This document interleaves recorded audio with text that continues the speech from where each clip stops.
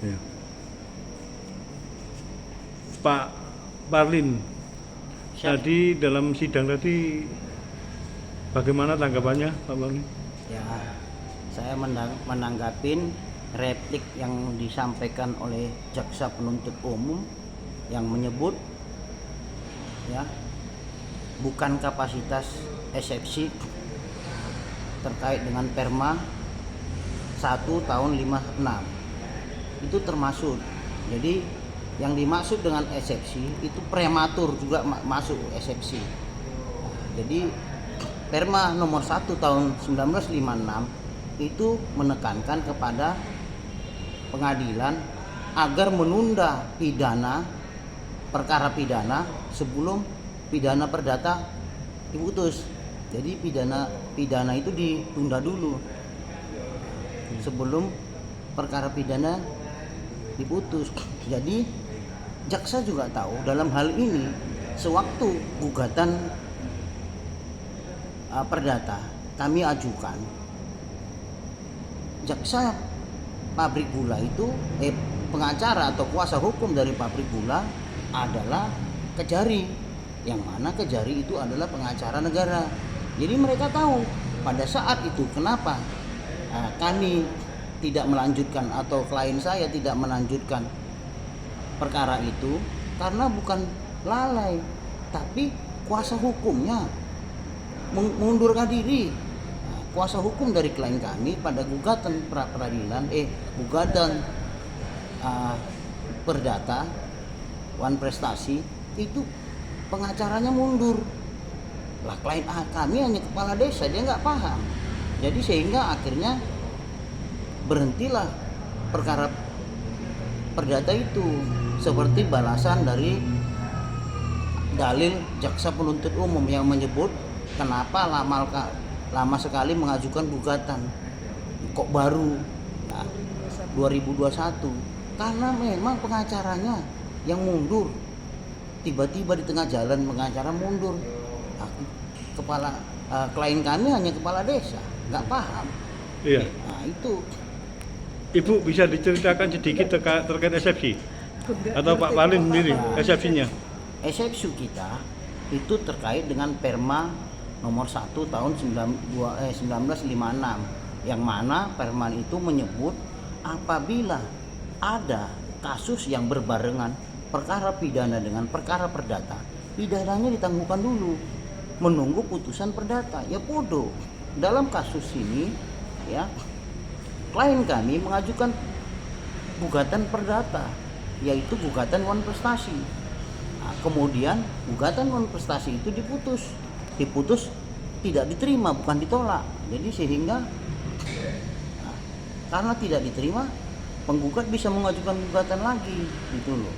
Gini, Bang Parlim, tadi di duplik kan juga disampaikan oleh jaksa bahwa di replik tadi disampaikan oleh jaksa bahwa upaya gugatan perdata ini hanya untuk menunda pidananya. Apa seperti itu?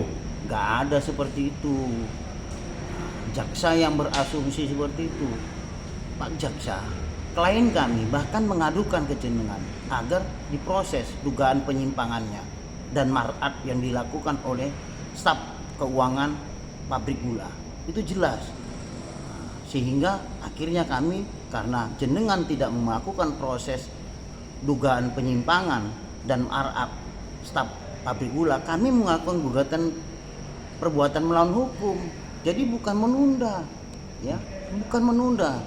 Kami mencari keadilan.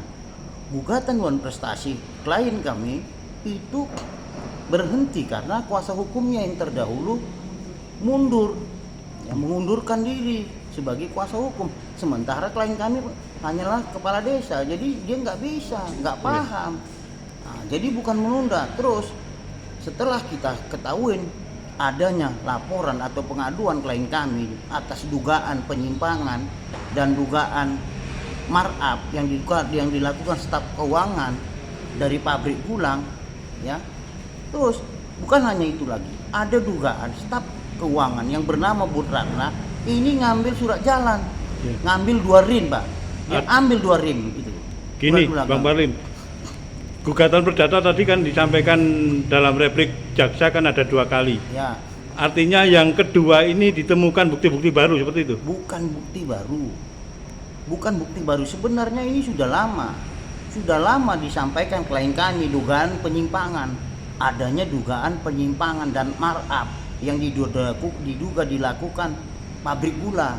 Karena ini sudah bukan rahasia umum lagi. Pabrik gula sering melakukan dugaan penyimpangan seperti ini, sehingga karena tidak ada pemeriksaan atau penyelidikan dilakukan oleh jaksa, kami melakukan gugatan perbuatan melawan hukum karena penyimpangan itu adalah perbuatan melawan hukum. Nah, semestinya tunda dulu perkara pidana itu mestinya harus ditunda dulu. Kalau perkara pidana ini tidak ditunda, maka pengadilan telah melanggar Perma nomor 1 yang dikeluarkan oleh Mahkamah Agung. Ya, saya akan melaporkan kasus ini ke Bawas. Gini, Pak Parlin, di duplik jaksa tadi juga disampaikan bahwa gugatan perdata yang pertama itu sudah ada keputusan. Keputusannya seperti apa, Pak? Ya, putusan itu tidak diterima, bukan ditolak. Ya, bedakan ya. Tidak diterima dengan ditolak. Kalau ditolak, penggugat nggak bisa menggugat lagi. Tapi kalau tidak diterima itu masih bisa mengajukan lagi. Nah, jadi belum jelas. Nah, saya contohkan, ada satu bungkus rokok. Saya mengaku ini rokok saya, terus jenengan mengaku rokok itu rokoknya jenengan. Kita mengajukan gugatan perdata, kan belum jelas siapa pemilik rokok ini. Apabila putusan pengadilan mengatakan rokok itu milik saya, maka saya jadi pencurinya. Apabila jenengan yang di dalam putusan perdata disebutkan itu rokoknya jenengan, maka rokok itu rokok saya, maka jenengan yang jadi pencurinya. Di sini belum ada putusan yang menjelaskan. Nah, putusan perdata itu masih ngambang. Apakah memang ada kerugian pabrik gula? Wong pabrik gula yang nggak bayar. Nah, contoh jenengan jual tanah kepada pembeli. Kalau pembelian membayar tanah jenengan, barulah sampean bayar pajaknya, betul nggak? Betul. Nah, kalau pembelinya sudah bayar, baru sampean bayar pajak jual belinya toh. Lah ini kalau pembeli tidak bayar, jenengan bayar nggak pajaknya? Tidak. Nah, tidak toh. Nah, ya juga seperti itu. Pabrik gula belum bayar. Nah, bagaimana bisa klien saya dipaksa untuk membayar pajak? Gitu loh. Gini Pak Parlin, dalam sidang hari ini tadi cuma pembacaan replik dari jaksa. Terus majelis hakim minta waktu untuk berunding.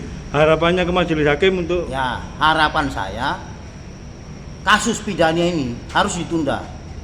Persidangan kasus pidana ini harus ditunda. Kalau tidak, saya akan laporkan ke pengadilan. Karena apa? Pengadilan Jombang jelas kalau terus diteruskan, dia menabrak peraturan yang dibuat oleh pengadilan Mahkamah Agung. Kalau hakim tetap melanjutkan persidangan ini, jelas pengadilan negeri Jombang telah menabrak peraturan Mahkamah Agung nomor 1 tahun 1956. Jelas ini. Mungkin ada langkah selanjutnya. Langkah saya akan buat pengaduan. Saya akan laporkan kasus ini ke Bawas atau Komisi Yudisial. Kalau sidang pidana ini dilanjutkan terus. Kalau sidang pidana ini dilanjut terus. Ya, mungkin ada yang perlu ditambahkan Pak Parlin? Ya, sementara cukup dulu. Ya. Karena ini penjuliman. Saya khawatir masyarakat nanti akan dipenjara semua. Nunda pembayaran pajak, akhirnya dipenjara. Nah, sementara jelas-jelas HAM mengatakan tidak membayar hutang tidak bisa dipenjara. Kan jelas toh? Ya. Hak asasi manusia mengatakan tidak membayar hutang tidak bisa dipenjara. Gitu loh. Ya. Makasih, Bang Parlin. Terima kasih.